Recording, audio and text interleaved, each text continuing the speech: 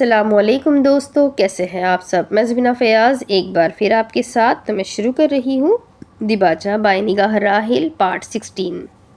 کچھ سال بعد میراث سے اس کی پہلی ملاقات تب ہوئی جب وہ اپنے ویلفیئر سینٹر فلاحی ادارے میں موجود تھی۔ سورج کی سنہری کرنوں نے استنبول کو اپنی لپیٹ میں لے رکھا تھا۔ یہ دھوپ سے بھرپور دن محبت کی امید دل میں پیدا کرنے والے رنگوں سے رنگا ہوا تھا۔ وہ سارے کام نپٹا کر ویلفیئر سینٹر سے باہر آ رہی تھی۔ اس وقت وہ ایک ہلکے گلابی رنگ کی لانگ فراک اور اسی رنگ کے اسکارف میں ملبوس تھی۔ مرحبا، اپنی کار کی جانب بڑھتے ہی اسے یکدم کسی نے پکارا۔ پہل ایلدار میرات نے کی۔ وہ اس وقت سفید رنگ کی ڈریس شرٹ اور گہرے نیلے رنگ کی جینس میں ملبوس تھا۔ بال ہمیشہ کی طرح ماتھے پر بکھرے ہوئے تھے۔ اس کے بال اس کی آنکھوں کی طرح ہی سیاہ تھے۔ اس کی شخصیت نے میرائے کو پہلی نظر میں ہی اپنی طرف متوجہ کر لیا تھا۔ وہ واقعی بہت خوبصورت تھا، مگر وہ صرف ظاہری طور پر ہی خوبصورت تھا، دل سے نہیں۔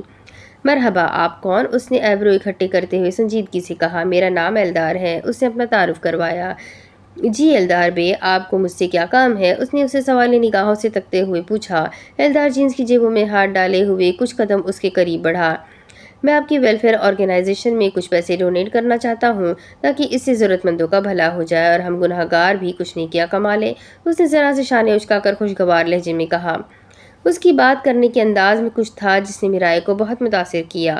مجھے یہ سن کر بہت خوشی ہوئی، لیکن مجھے ابھی ایک کام سے جانا ہے۔ آپ مجھے اپنا نمبر دے دیں، میں آپ کو فری ہو کر کال کروں گی۔ اس نے اپنی کلائی پر پہنی ہوئی ریسٹ واچ پر وقت دیکھتے ہوئے جلدی میں کہا۔ ایلدار نے اسے اپنا نمبر بتانا شروع کیا۔ اس نے اس کا نمبر اپنے موبائل میں سیو کر لیا۔ مجھے آپ کی کال کا انتظار رہے گا میرائے صاحبہ، اس نے چہرے پر ایک ہلکی سی مسکراہٹ قائم کرتے ہوئے کہا۔ میرائے کو دیکھتی نگاہیں گہری تھیں۔ ایک منٹ، آپ کو میرا نام کیسے معلوم؟ اسے اچنبھا ہوا۔ وہ اس سوال کی توقع نہیں کر رہا تھا۔ آپ کا نام؟ وہ دراصل آپ ہی اس ادارے کی اونر ہے نا؟ میں نے آپ کی اور آپ کی ٹیم کی ویڈیو دیکھی تھی سوشل میڈیا پر، جس میں آپ اس ادارے کے بارے میں بتا رہی تھی۔ وہ پہلے جواب دیتے ہوئے تھوڑا گھبرا گیا، مگر جب اس نے میرائے کے چہرے کا اطمینان دیکھا تو اس کی گھبراہٹ غائب ہو گئی۔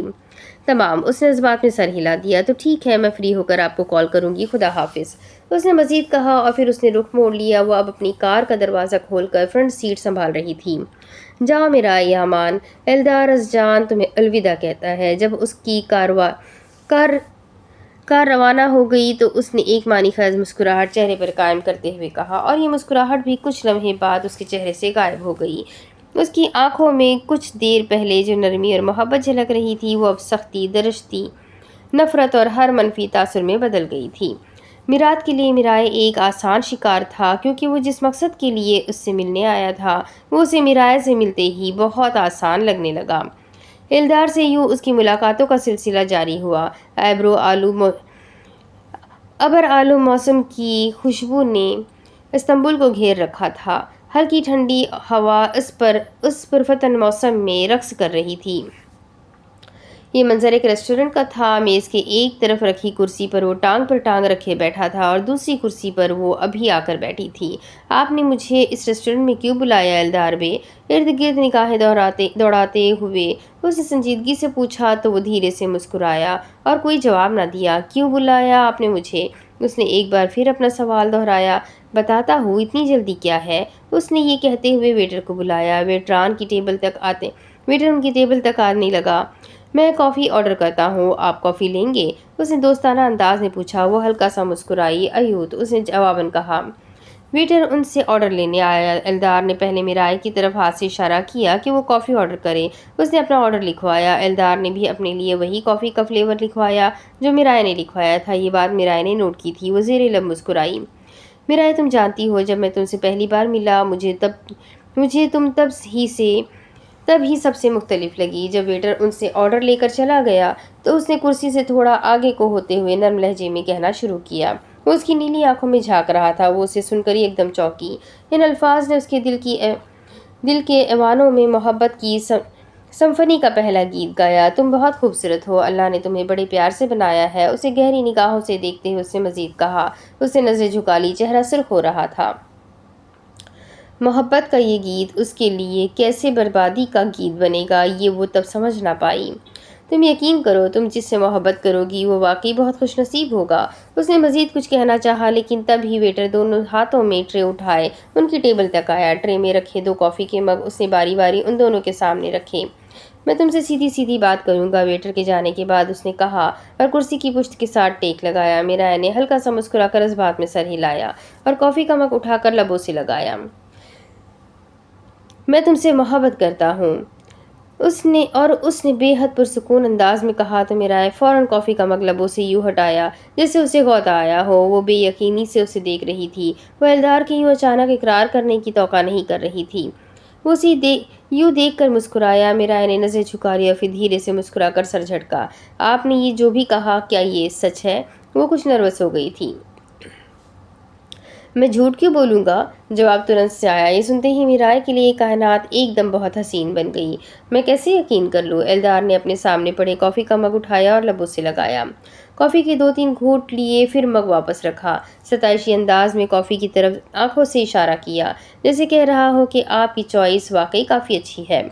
میں جانتا ہوں کہ جو آگ میرے دل میں لگی ہے وہی آگ تمہارے دل میں بھی ہے۔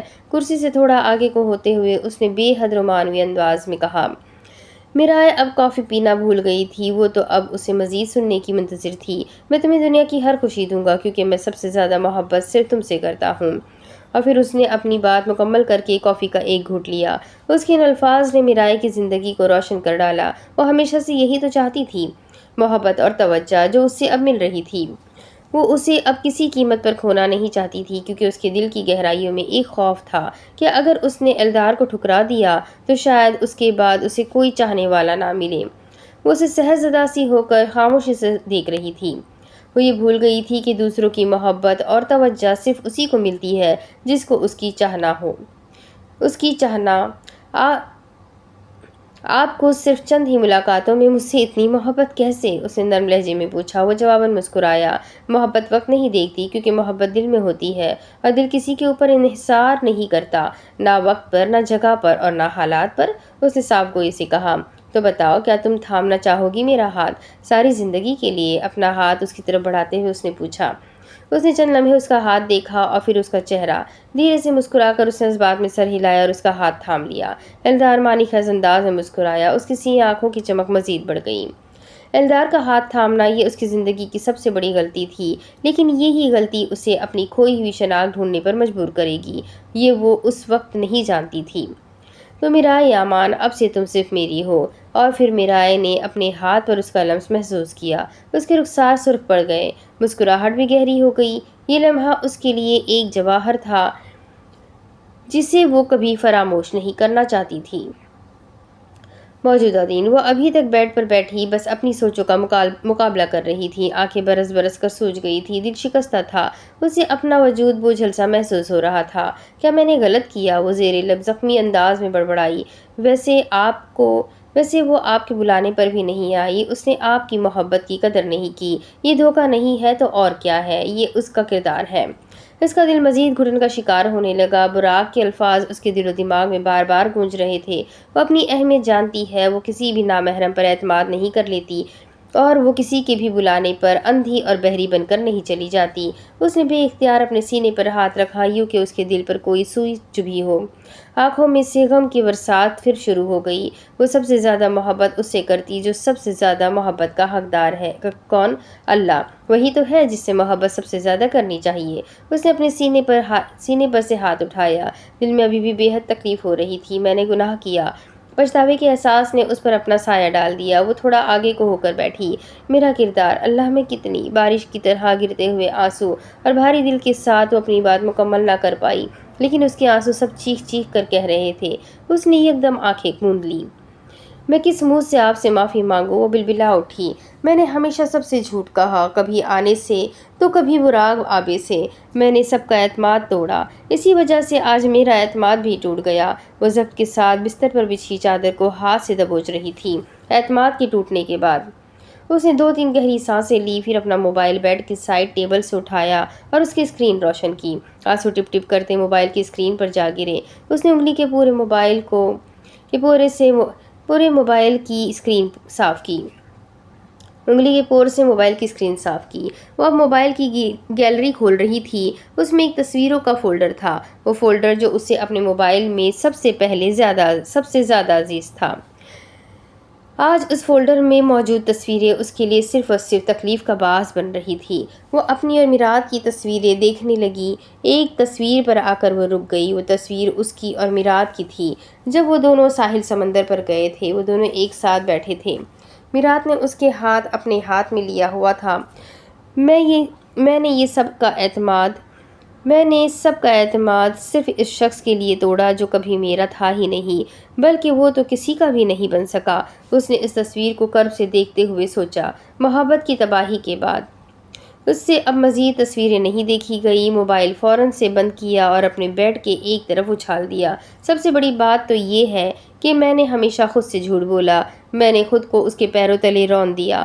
برسات ہنوز جاری تھی۔ اس کے ذہن میں چلنے والے یہ الفاظ بظاہر کسی کو سنائی نہیں دے رہے تھے، لیکن اگر کوئی شخص میرائے کو اس حالت میں دیکھ لیتا تو وہ آسانی سے سمجھ جاتا کہ اس کے ذہن میں کون سے الفاظ چیخ رہے ہیں۔ وہ زخمی اور بکھرے سے انداز میں بیڈ سے اٹھی اور سنگھار میز کی جانب بڑھی۔ سنگھار میز کے آئینے میں اپنے آپ کو دیکھتے ہی وہ ساکت سی رہ گئی۔ اسے احساس ہوا کہ وہ جسے دیکھ رہی ہے وہ ایک ہارا ہوا شخص ہے، ایسا شخص جس نے اپنا سب کچھ کھو دیا ہو، جس نے اپنی زندگی ضائع کر دی، جس نے خود کو بے مول کروا دیا۔ میں نے اپنا آپ کھو دیا، اپنے آپ کو آئینے میں دیکھتے ہوئے اس نے کہا۔ دل سلگ رہا تھا۔ میں نے خود کو اس کا غلام بنا دیا۔ اس نے کرب اور تکلیف سے ایک بار پھر آنکھیں موند کر تعصب سے سر جھٹکا۔ اپنی ذات کو کھو دینے کے بعد اللہ تو کسی انسان کے اوپر ظلم نہیں کرتا، میں نے خود اپنے اوپر ظلم کیا، اس نے کہا تو اس کی سرخ پڑی آنکھیں مزید سرخ ہونے لگی۔ یہ آنسو آج نہیں رک سکتے تھے، ان آنسوؤں کو آج کوئی نہیں روک سکتا تھا۔ انسان کو احساس ہوتا ہے کہ وہ اپنے اوپر ظلم کر بیٹھا ہے۔ وہ جھکی، اس نے سنگھار میز کا آخری دراز کھولا اور اس میں سے نیند کی گولیوں کی ایک شیشی نکال لی۔ اس کا دل مایوسی کے بوجھ میں دب رہا تھا۔ وہ اٹھی، اس نے ہاتھ میں پکڑی اس بوتل کا ڈھکن کھولا۔ آج اسے اس بات کا شدت سے احساس ہو رہا تھا کہ اس نے جو انتخاب کیے وہ سب غلط تھے، اور اب وہ صرف اپنی روح کو اس پچھتاوے کی قید سے آزاد کرنا چاہتی تھی۔ میں مر جانا چاہتی ہوں، مجھے نہیں جینا۔ دل برداشتہ ہو کر اس نے فیصلہ کر لیا اور بوکھلا گئی تھی۔ ایک کے بعد ایک نیند کی گولی اس کی ہتھیلی میں گرنا شروع ہوئی اور پھر وہ شیشی بالکل خالی رہ گئی۔ اس خالی شیشی کو اس نے چند لمحے خالی نگاہوں سے دیکھا اور پھر وہ شیشی اس نے فرش پر پھینک دی۔ کاش مجھے اپنی زندگی کو لکھنے کا ایک اور موقع مل جائے، لیکن ایسا نہیں ہو سکتا۔ دل شکستہ تھا۔ اسے محسوس ہوا کہ اس کا ماضی ایک آسیب ہے، ایک بے لگام دشمن، اور اس کے پچھتاوے کے داغ وہ زخم ہے جن کا کوئی مرہم نہیں۔ اس نے اپنی ہتھیلی منہ کی جانب بڑھائی جس میں اس کی موت کا سامان تھا۔ اگر میں نے اپنی جان دے دی تو آنے کا کیا ہوگا، اور براق آبے کا؟ اس کے ذہن میں ایک دم چھلکا اور پھر اس کی آنکھوں کے سامنے کچھ خوبصورت مناظر ظاہر ہونا شروع ہوئے۔ اے ماشاء اللہ میرائے، تم کتنی پیاری لگ رہی ہو، انہوں نے اس کو نرم نگاہوں سے دیکھتے ہوئے کافی پیار سے کہا۔ یہ نرم نگاہیں وہ کیسے بھول سکتی تھی؟ وہ بھاری دل کے ساتھ مسکرائی۔ یہ خوبصورت یادیں اس کے لیے بہت اہمیت رکھتی تھی۔ یہ تو دکھنے میں بہت اچھا لگ رہا ہے آنے، وہ کیک کو دیکھتے ہوئے کہہ رہی تھی۔ یہ کھانے میں بھی بہت مزے کا ہوگا، تم بس کھا کر دیکھنا۔ ظاہر سی بات ہے، آخر یہ کیک میری پیاری آنے نے جو بنایا ہے۔ ہتھیلی اس نے اپنے چہرے سے کچھ دور کر لی۔ کبھی کبھی میں سوچتا ہوں کہ میرائے، تم ابھی تک ایک چھوٹی بچی ہو۔ آپ کیسا لگا سرپرائز؟ وہ اس وقت جس طرح خوش ہوئی تھی، اس وقت بھی اس کے چہرے پر ایک دم ایسی ہی مسکراہٹ جھلکی، لیکن یہ مسکان جلد ہی غائب ہو گئی۔ یادوں نے اس کے ذہن میں آنے کا سلسلہ جاری رکھا، یوں کہ کوئی اس کے دل و دماغ کو بار بار اس کے انمول رشتوں کے بارے میں یاد دلا رہا ہو۔ اس نے ہاتھ کی پشت سے اپنی آنکھیں رگڑی، ایک دو گہری سانس لی، پھر اپنے ہتھیلی میں موجود نیند کی گولیوں کو مزید دور کیا۔ انہیں میں نے اتنے دکھ دیے ہیں، میں انہیں اور دکھ نہیں دینا چاہتی۔ اب کی بار اس کے لہجے میں کچھ مختلف تھا۔ میں نے اپنے اوپر ظلم کیا، کیا میں دوبارہ اپنے اوپر ظلم کرنے جا رہی تھی؟ اس کی بھویں سکڑی۔ لیکن اس دور کے بعد ایک نیا دور آتا ہے، اگر میں زندہ رہی تو میرے لیے جینا بہت مشکل ہو جائے گا۔ اس کا دل پھٹا جا رہا تھا۔ میں اس پچھتاوے کے ساتھ جی نہیں سکتی۔ اپنی ہتھیلی اس نے پھر سے اپنے چہرے کی جانب بڑھائی، جو شاید اس سے بھی کئی زیادہ کٹھن ہو۔ کیا میں ٹھیک کر رہی ہوں؟ اس نے خود سے سوال کیا۔ دل میں روشنی کی ایک کرن چمکی، کوئی اس کی رہنمائی کر رہا تھا، وہ جو سب کو ہدایت دیتا ہے، جو سب کی رہنمائی کرتا ہے، جو سب کے گناہوں، غلطیوں اور کوتاہیوں کو معاف کرتا ہے۔ ہاں، اللہ اس کی رہنمائی کر رہا تھا، اسے اس گناہ کو کرنے سے روک رہا تھا۔ اس نے اپنی ہتھیلی میں موجود نیند کی گولیوں کو دیکھا، نفی میں سر ہلایا اور انہیں فوراً درشتی سے فرش پر پھینک دیا۔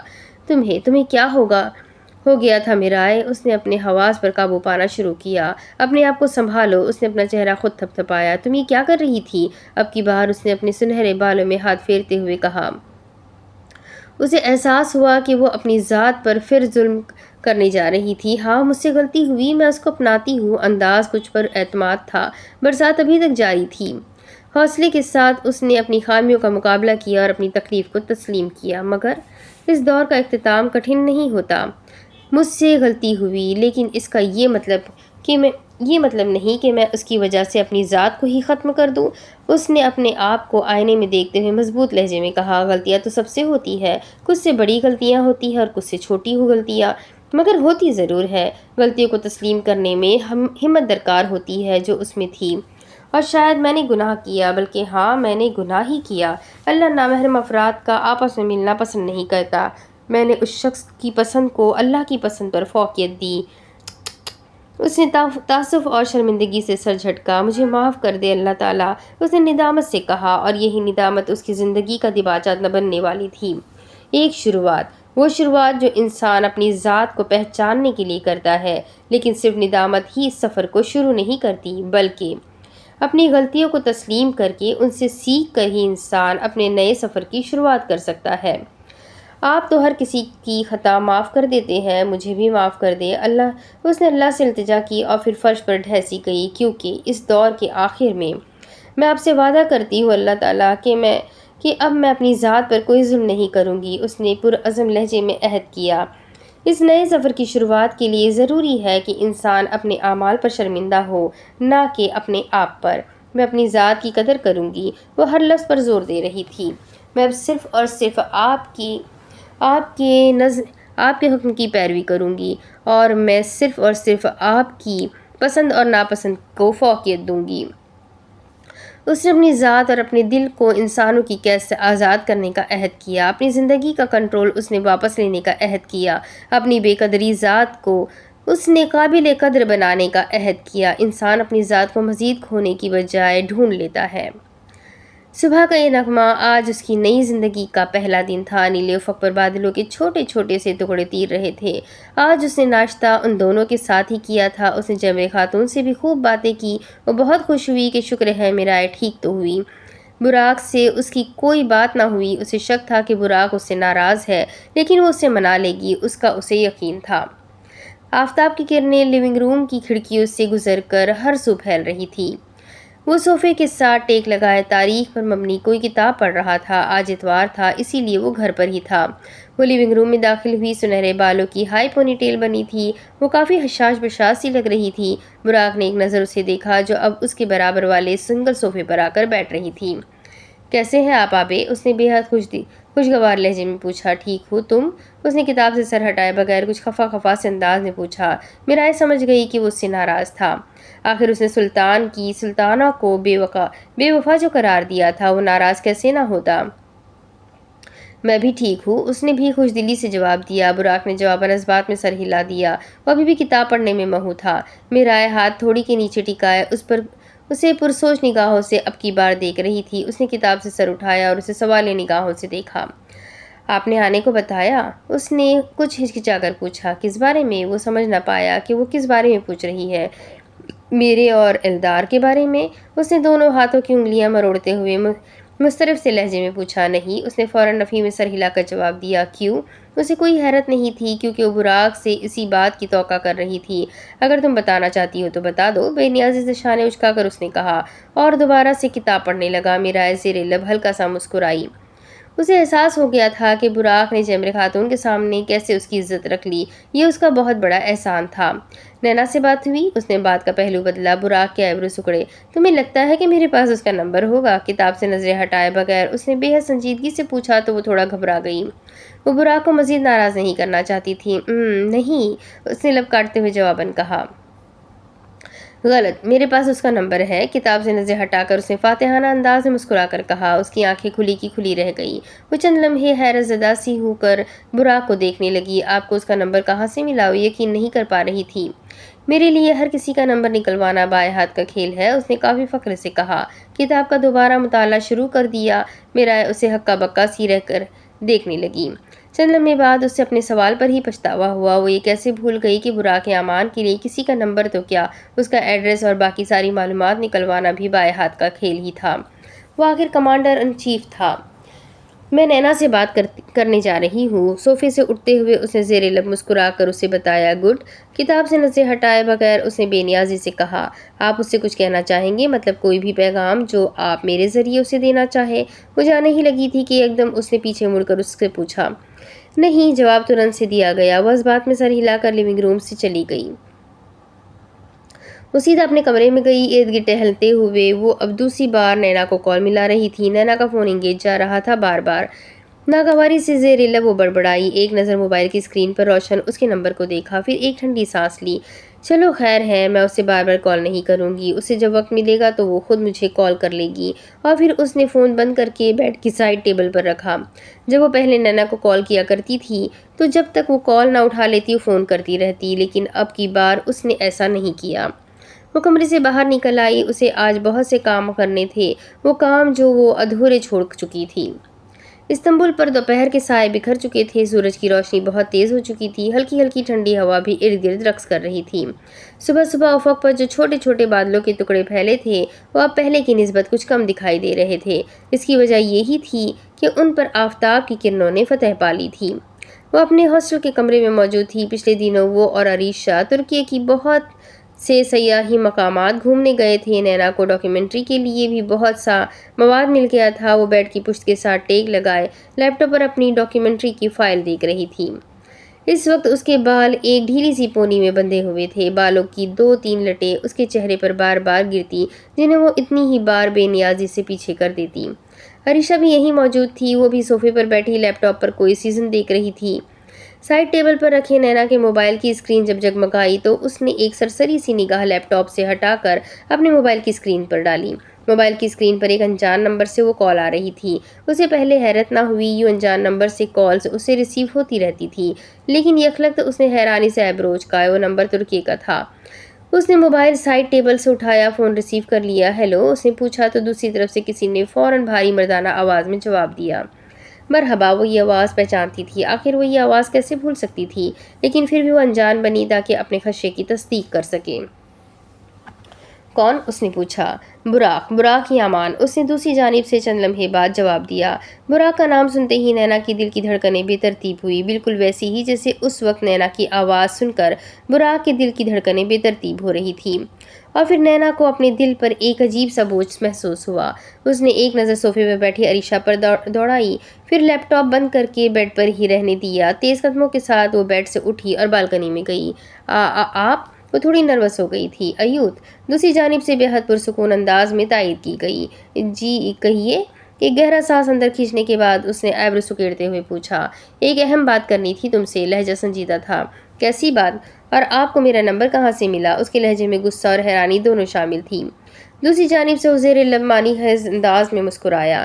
یہ میری بات کا جواب نہیں۔ لہجہ اب بھی سنجیدہ تھا۔ وہ لب کاٹنے لگی۔ دیکھیں براق صاحب، مجھے کوئی شوق نہیں ہے آپ سے اور نہ ہی کسی اور آدمی سے فون پر لمبی لمبی باتیں کرنے کا۔ آپ کو جو کہنا ہے کہیے، میرے پاس زیادہ وقت نہیں ہے، اس نے دو ٹوک انداز میں کہہ ڈالا۔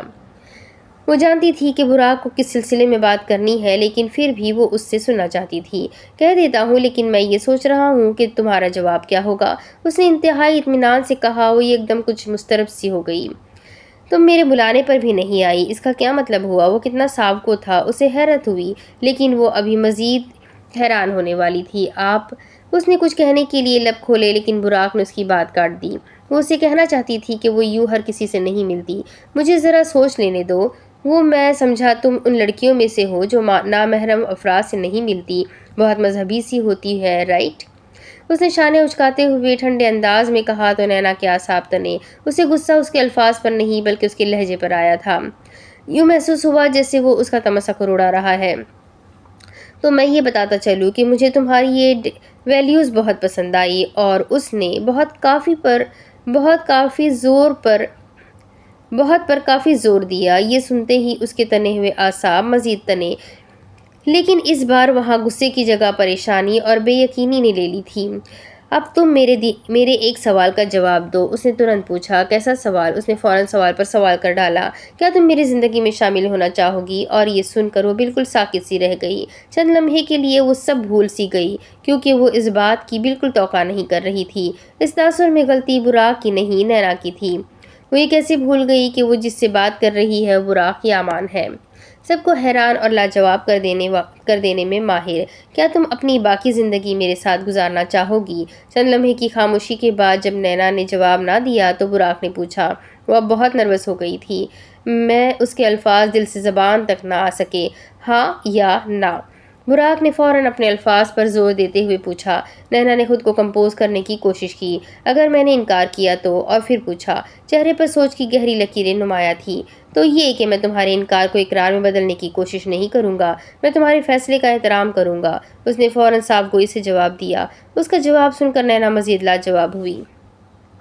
صاف گوئی تو براق امان کی گفتگو کا ایک اہم حصہ تھا۔ آپ ایسا کیوں چاہتے ہیں؟ چند لمحے بعد اس نے پوچھا۔ دوسری جانب سے براق نے ایک گہری سانس اندر کو کھینچی۔ اگر تمہیں یہ لگتا ہے کہ میں عام لوگوں کی طرح تمہارے حسن کو تم سے شادی کرنے کی وجہ قرار دوں گا تو that's not the main thing. وہ ٹھہر ٹھہر کر کہہ رہا تھا، وہ خاموشی سے سن رہی تھی۔ تم سے شادی کرنے کی سب سے بڑی وجہ، وہ رکا، تمہارا کردار ہے، اور پھر اس سے شادی کرنے کی سب سے بڑی وجہ بتائی۔ اس کے الفاظ بارش کی نرم بوندوں کی طرح تھے جس نے سلطانہ کے دل میں گھر کر لیا۔ تم نایاب ہو، اس نے مزید کہا۔ سلطان کے یہ الفاظ اس کی سلطانہ کے دل کی گہرائیوں میں گونجے۔ تم منفرد ہو اور تم بہادر بھی ہو، بلکہ بہت بہادر، ہمت والی۔ ہر لفظ پر زور دیا گیا۔ یہ الفاظ سلطانہ کے دل پر ایک انمٹ نشان چھوڑ گئے۔ ان سمپل ورڈز میں اپنے لائف پارٹنر میں جس طرح کی کوالٹیز چاہتا ہوں وہ سب تم میں ہے۔ اور یہ سنتے ہی نینا جیسے اپنی سوچوں کی بھول بھلیا میں گھنی دھن میں کھوئی ہوئی روح کی طرح بھٹک گئی اور وہ الجھن کا شکار ہو گئی۔ اس نے متفکر انداز میں ارد گرد ایک نگاہ دوڑائی اور پھر عریشہ کو دیکھا جو ابھی بھی لیپ ٹاپ کی اسکرین پر نظریں جمائے ہوئے کانوں میں ہینڈز فری اڈ سے سیزن دیکھنے میں مہو تھی۔ براق ابھی اپنی بات کہہ ہی رہا تھا کہ تبھی نینا نے فون کاٹ دیا۔ اسے اس کی اس رد عمل پر کوئی حیرانی نہیں ہوئی تھی، بلکہ اس کا یہ رد عمل دیکھ کر اس کے چہرے پر ایک ہلکی سی مسکراہٹ نمودار ہوئی۔ وہ اسی رد عمل کی توقع کر رہا تھا کیونکہ سلطان اپنی سلطانہ کی رگ رگ سے واقف تھا۔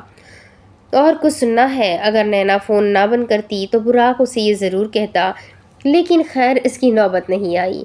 براق سے فون پر بات کرنے کے بعد وہ سارا دن بہت پریشان رہی، یہاں تک کہ وہ رات کو بھی ٹھیک سے سو نہیں پا رہی تھی۔ کوئی چیز اس کے دل، دماغ اور روح کو بے چین کیے ہوئے تھی۔ عریشہ ساتھ والے سنگل بیڈ پر گہری نیند سو رہی تھی۔ اس نے کمبل اپنے منہ سے ہٹایا، سائڈ ٹیبل کا لیمپ جلایا اور بیڈ کی پشت کے ساتھ ٹیک لگا کر بیٹھ گئی۔ نیند تو جیسے اسے کوسوں دور بھاگ گئی تھی۔ یہ سب اتنا اچانک کیسے ہو سکتا ہے؟ اس نے زیر لب بھررائی ہوئی آواز میں کہا۔ انداز میں حیرانی بھی تھی۔ اسے کسی بات کی سمجھ نہیں آ رہی تھی۔ ذہن بالکل معوف ہو گیا تھا۔ سیاہ آنکھوں میں سے نہ چاہتے ہوئے بھی آنسوؤں کی لکیریں بہنے لگی۔ وہ یہ سمجھ نہیں پا رہی تھی کہ یہ آنسو کس بات کے تھے، پریشانی کے یا پھر محبت کے مل جانے کے۔ برسات چند لمحے جاری رہی۔ آج وہ اپنے آپ کو بہت کمزور محسوس کر رہی تھی۔ اس کا دل جیسے اس کے دماغ میں چلنے والے خدشات کو قبول نہیں کرنا چاہ رہا تھا۔ میں ان سے شادی نہیں کر سکتی، یہ تو ایک ذمہ داری کا کام ہے، اس نے سوچا۔ آنکھوں میں سے برسنے والی برسات تھمنے کی بجائے مزید بڑھ گئی۔ اور سب سے اہم بات، میں ان پر بھروسہ کیسے کر لوں؟ کیا تمہیں ان پر واقعی بھروسہ نہیں؟ جب تم مشکل میں پھنسی اللہ نے اسے وسیلہ بنا کر بھیجا۔ اس نے یکدم سر جھٹکا۔ صرف چند ملاقات سے میں یہ اندازہ کیسے لگا لوں کہ وہ مجھ سے محبت کرتے ہیں؟ یہ سوچتے ہوئے اس کا دل اس کے دماغ کا ساتھ نہیں دے رہا تھا۔ وہ چند ملاقاتیں کوئی عام ملاقاتیں نہیں تھیں، ان کی ملاقات 4 بار ہوئی تھی، جس میں سے 2 بار اللہ نے براق کو نینا کی جان بچانے کا وسیلہ بنایا۔ وہ یہ بات چاہ کر بھی نہیں جھٹلا سکتی تھی۔ وہ براق کے لیے احسان مند ہونے کے جذبات رکھتی تھی، لیکن کون جانے کہ یہ جذبات شاید کافی دیر پہلے ہی محبت کے جذبات میں بدل چکے تھے۔ یہ چند ملاقاتیں اس کے لیے محبت کے جذبات کو ابھارنے کے لیے کافی تھی۔ یہ سب ہو کیسے سکتا ہے؟ وہ ابھی بھی سارے معاملے کے بارے میں سوچ سوچ کر حیران ہو رہی تھی۔ یا اللہ میری مدد فرما، یہ کیسی آزمائش ہے اس کی؟ آپ نے مجھے اس آزمائش میں کیوں ڈالا ہے؟